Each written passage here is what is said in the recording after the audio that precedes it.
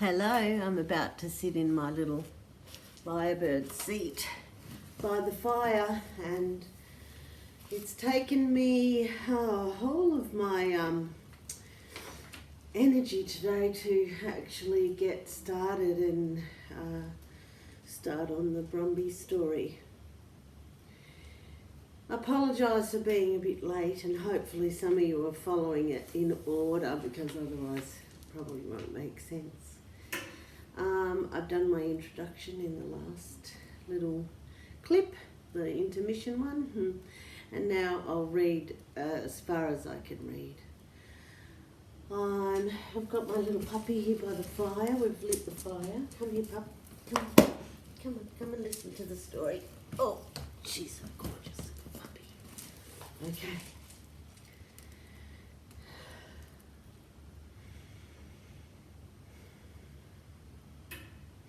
The herd of horses climbed into the mountainous high plains. The scent of native grasses greeted their ear-shaped nostrils. Fragrances foreign, the sweet perfume, added urgency to their steps. The snow gum's twisted ancient limbs made it difficult for alpha mare Feathertop to navigate. She was careful her withers, which is the highest part of a horse, cleared low limbs, and conscious of the tallest in the herd following her. Her brave herd, her stallion, strong, her protector. Her hungry stride fatigued as she weaved her path, but her little foal, Frida, bravely stuck by her mother's flanks, her spindly legs moving gracefully, her small frame shiny with sweat. The new herd's guardian was at the rear. Feathertop's whinny carried on the breeze. Her guardian copper-red stallion Radium called back from his station. Loud and bold, his neck arched, his tail high, his roar echoed, bouncing through flickering ears. The horse's instincts naturally followed subtle clues through the bush, wallabies and kangaroo tracks, strange hopping animals that would suddenly startle the herd. The indigenous custodians left only footprints. Different tribes cared for different parts of the country. As the landscape changed, so did the languages. Some indigenous custodians had heard of the white man. Others witnessed the beasts of burden working for them. They had also heard terrifying stories of the arrival. The indigenous people sensed the horses were peaceful, curious creatures, and not in the people's songlines or their dream time, so they sort of didn't take much notice of them. The fog lifted and evaporated into gentle mist, dampening the horses' tracks. Storm clouds were building on the horizon where the blue ridges met the sky, rumbling thunder breaking through sounds of breath and the drumming of bare hooves on eucalypt-strewn tracks. Feathertop needed a rest. The cool spring breezes made her feather-like mane dance. The herd needed to graze. Feathertop's leadership found a very sheltered frost hollow, safe. The foals found their mothers and greedily suckled with sustaining milk. Once they were satisfied, they became playful. The foals would canter around the grassy plains until their legs wobbled with fatigue, causing them to drop suddenly to rest. Stallion Radium surveyed his herd. His dreams had been vivid, mixed with memory. Radium's acute memory filed safely, but his dreams he had no control over. Drifting into sleep, memories of Billy, his human companion, flooded into his mind. He visualised the night the herd stole away. Silently, not even a whinny for fear of alerting the troopers policing the dangerous colony of Bearbrass, Melbourne. Radium drifted deeper into sleep. His nostrils flared, his breath made mist. Twitching, he felt fear. He felt burning lashes on his rump and neck. rearing to protect himself as if it was his cannon bone taking the brunt of the vicious cane blows. He was experiencing a nightmare.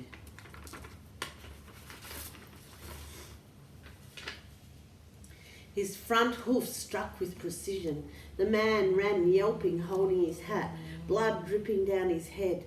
Billy appeared in his mind. Radium's heart rate settled. His fear subsided. Billy stroked his massive neck.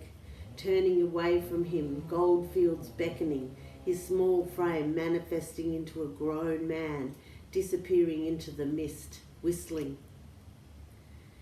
Radium woke. He felt grief. He shook his head as if checking his reality. He remembered this part of his life. He had filed it away in his memory. Sweat dripped from his coat. His muscles ached, remembering the slavery he and his herd endured. He felt Billy's arms hanging round his neck when Billy was learning to ride, Billy's legs momentarily airborne as he flew over Radium's head.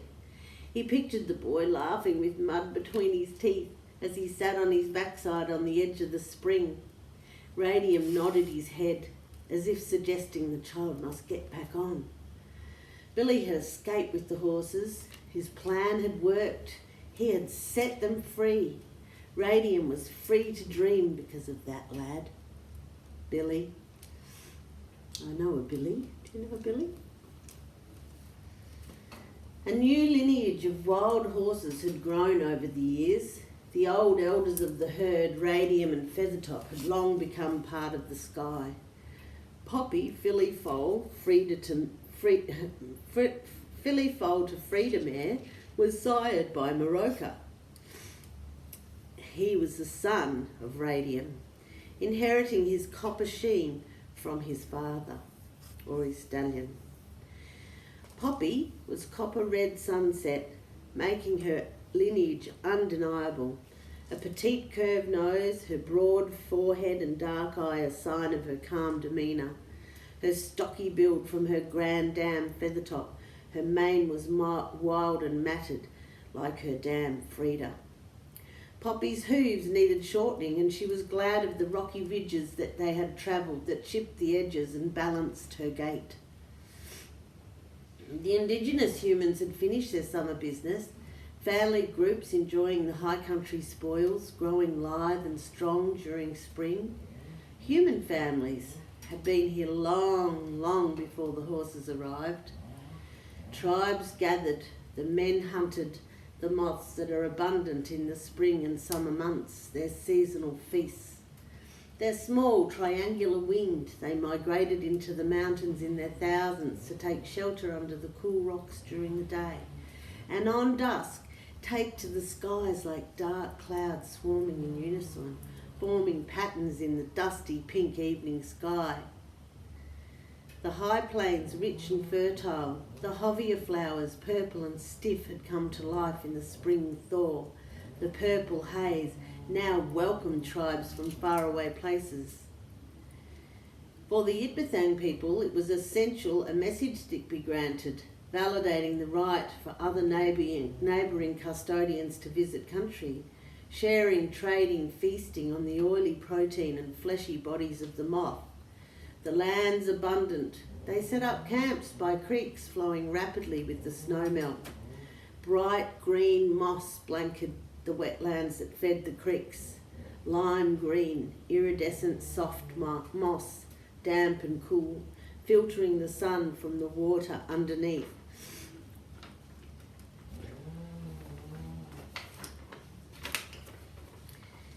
With its densely, thickly woven tentacles, stopping the evaporation of this precious resource. Water, cleaner and purer than the Brumbies had ever seen. Summer had arrived, and the wild horses on the open plains witnessed human mothers in their family groups speaking language, men often hunting. The wild horses were inquisitive. They watched the women collecting sheets of sphagnum moss, gently pulling the moss away from its moist harbour, laying it out on rocks to dry in the sun. Babies were wrapped securely in sphagnum moss, keeping them dry and warm when the cool high country breezes blew, and on hot days, if a little damp, it cooled and protected the infants from the sun's hot rays. With the sun warm on her back, Poppy wandered into her favourite frost hollow. I know where it is too. She came across a family group. Aware but not alarmed, she continued. The people considered her briefly, then went back to their business. Comfortable in her presence, Poppy licked her lips and continued. There were baskets hanging in trees made of high plains grasses, long and soft and woven into intricate patterns. They looked delicious. Poppy moved closer, hooves silent on the snowgrass. Her pole warmed the little bump between her ears. She felt the warmth and the smell of the sweet grasses made her tummy rumble. Does your tummy rumble when you're hungry? Mine does. As she leant over a fallen snow gum, she stretched her neck to smell the hanging baskets swaying in the wind, sending soft kangaroo grasses and scents of all the beautiful reeds and intricately tightly woven, securing and hanging from the bough. A glimpse, then away. A glimpse, then away. Foreign smells met her nostrils. A dark, beautiful human child sleeping, snugly wrapped in sphagnum moss. Poppy was transfixed. She had never been this close to a human child before. She had seen them naked when warm on the plains and other times protected by skins of other animals, dead animals, wearing possum and kangaroo skins. Poppy's senses always told her to proceed with caution at first. The skins they wore meant that they were predators, hunters. These were the first people of the land she now called home, hunters and gatherers, Yitmathang people and Jurudoa people, here long before the first white people of the land came. She now called this place home, and was 3 generations had passed since the arrival. The native grasses on the plains were sweet and the wild horses were excited. The snow drifts lay in icy patches on the dark side of the rocks, and stunted ancient silver snow gum trunks patterned with pastel colours, lime greens and pinks and mauves. Up close, little curved lines creating bark maps after the squiggle beetle had left the tree, transforming not only the tree but the insect itself. It turned into a butterfly. Custodians from far afield were invited by the Yitmathang people. A message stick would be granted. They would have walked many miles along rivers that were wide and fast, risking their lives to cross the treacherous waters, coming together from other parts of the country where the valleys first meet. The Wiradjuri tribe's hunting grounds abundantly sufficient for the coming celebrations. The people's hunting abstinence supplied a huge area with many foods: wild raspberries, kangaroos, fish in the mighty river, large fish living under its banks, sometimes flowing rapids, sometimes meandering, river breadgums bordering its edges all the way to the sea. The hunting grounds were a place to share. Song lines were sung to keep the children safe. The bunyip would eat children. The elders would sing in their melodic language. Avoid the muddy billabongs, that's where the seal-shaped bunyip lurked, trapped in the receding waters, hiding in the mud on the edges. The expression on the children's faces, fully intrigued in the stories. Then they would shriek with laughter as the dancing began.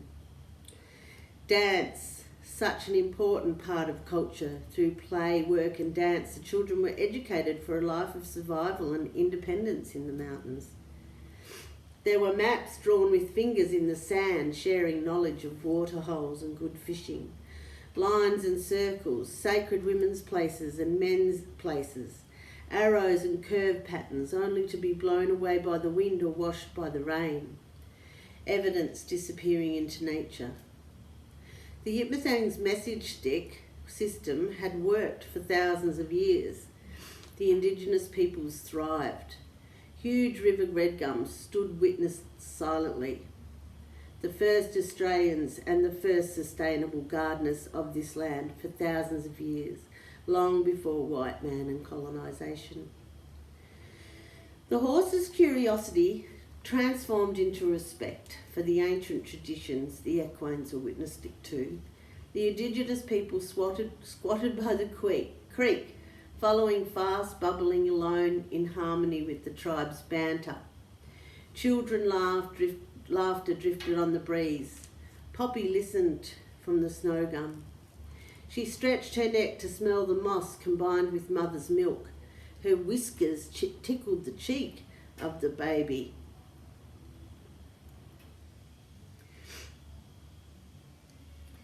Its velvet dark skin of the tribe's kind. The baby opened its eyes, the wild horse's breath on its warm cheeks. Poppy retreated, worried she would startle the child. The snow gum leaves rustled in the summer breeze. She lifted her muzzle carefully, listening intently with her ears pointed forward. The baby started to cry. Poppy, inquisitive and curious, nudged the basket with her nose. Her senses told her this was a tiny baby, born to the custodians of this land. A gummy smile meant suckling young. The sour, milky smell familiar. Her pole warmed. The baby's eyes fluttered. She leant in a little further until her muzzle was so close her breath and the baby's breath were one. A giggle came from the grass cradle and the sphagnum moss moved. Tiny human feet popped out the end and the baby's hand reached for one. Giggling still, the two limbs met easily. The hand and the foot. Poppy nickered ever so softly. Her pole warmed and she nudged the cradle gently. The baby looked deep into the wild horse's eyes, intrigued by the tiny fluttering in the very centre of Poppy's pupil. The magic. This beautiful Yipmuthang child looked into Poppy's eyes. The snow gum glowed and a magical blue light shone on the baby's face. Tiny eyelashes fluttered closed. The baby settled. Brumby Poppy's eyes fluttered. The magic had worked. The beautiful Yipmuthang child fell into the tunnel of its very own dreaming. Radium's dreams were extraordinary. The clarity and memory strayed with him, filed away, every one. The one of the cloud-filled skies lined with gold and silver, reds, dusty pinks and greys.